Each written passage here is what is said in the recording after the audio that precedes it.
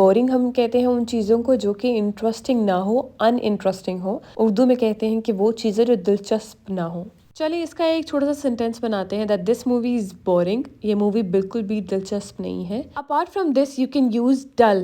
The first half of the game was pretty dull. مطلب آدھی جو گیم تھی وہ بہت زیادہ بورنگ تھی، ڈل تھی. I am feeling very dull. میں بہت بور محسوس کر رہی ہوں، میں بہت uninterested فیل کر رہی ہوں. Moving on, dull سے دو ملتے جلتے ورڈ ہیں and one is uninteresting and the other one is dry، جو کہ آپ دونوں same reason کے لیے یوز کر سکتے ہیں.